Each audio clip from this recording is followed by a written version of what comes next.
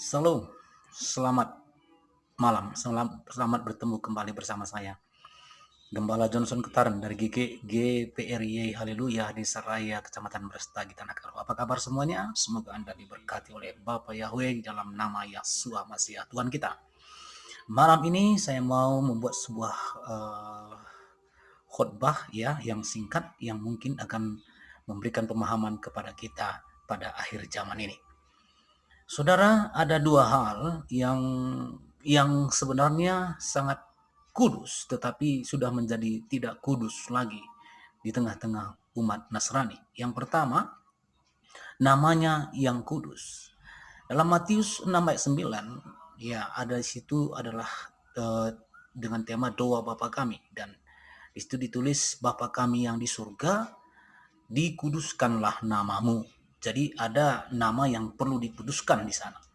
Kemudian di dalam Keluaran 20 ayat yang ke-8 ada 10 perintah, dan perintah yang keempat yaitu ingat dan kuduskanlah hari Sabat. Jadi ada dua yang kudus tetapi hari ini sudah dianggap tidak kudus lagi oleh beberapa umat Tuhan. Pertama, nama yang kudus.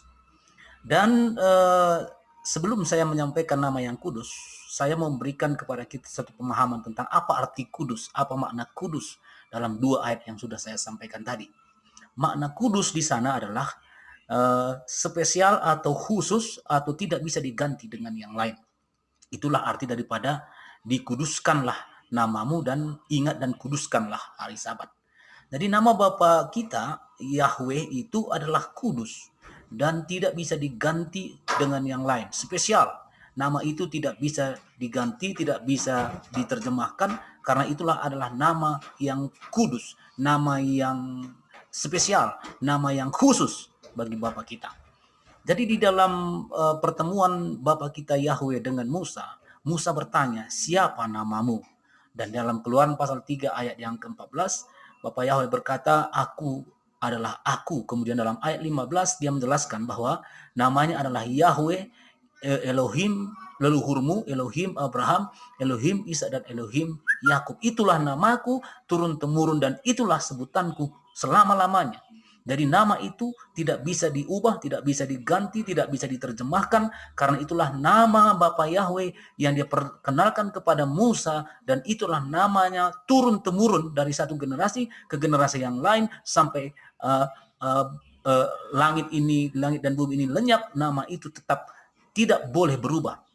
Bahkan sampai di sorga, di Samaim, nama itu tetap kekal. Terbukti dalam Wahyu pasal yang ke-19 ayat 1 sampai 4. Di sana para penghuni sorga berseru haleluya, yang artinya terpujilah Yahweh. Haleluya, terpujilah Yahweh. Jadi ada satu nama yang kudus itu, yang khusus itu, yang dipuji, yang disembah di sana. Tidak ada nama yang lain, saudaraku. Hanya satu nama. Itu sebabnya nama itu harus kita kuduskan, khususkan, spesialkan. Tidak bisa kita ganti dengan yang lain. Kemudian banyak orang, saudaraku, sekarang menganggap nama itu tidak khusus lagi. Jadi mereka memanggil dengan nama yang lain. Ada yang memanggil dengan Tuhan, ada yang memanggil dengan Adonai, ada yang memanggil dengan Hasem, ada juga yang memanggil dengan nama ilah lain, Alif Lam Lam Ha. Tujuannya kepada Bapa Yahweh Sang Halik langit dan bumi. Tetapi itulah suatu kesalahan, kekeliruan, karena nama itu kudus dan tidak bisa diganti dengan yang lain.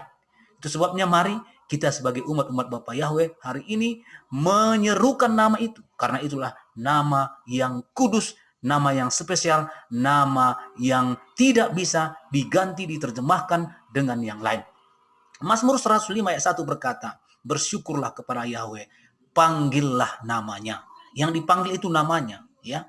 Kita boleh berdoa memanggil dengan Bapa kami, ataupun kita memanggil dengan Tuhan, tetapi namanya yang asli hanya satu, yaitu Yahweh. Zakaria 14 ayat 9 berkata, Yahweh lah satu-satunya dan namanya satu-satunya. Saudara, dan yang kedua, mengenai harinya yang kudus. Saudaraku, sudah ditetapkan oleh Bapa Yahweh bahwa ada satu hari yang spesial bagi Tuhan, bagi Bapa Yahweh. Semua hari adalah hari Tuhan.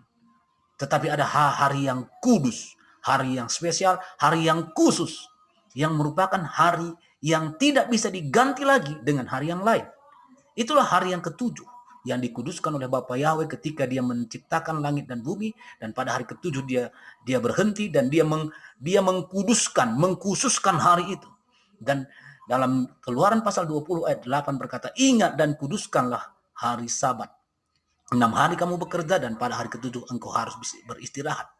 Dan kalau kita lihat, saudaraku, pada hari ini betapa banyak umat-umat Tuhan yang menganggap semua hari boleh kita kuduskan, ya, boleh kita khususkan. Ternyata di dalam kitab suci kita tidak boleh, saudaraku, karena itu hari yang khusus, spesial bagi Bapa Yahweh.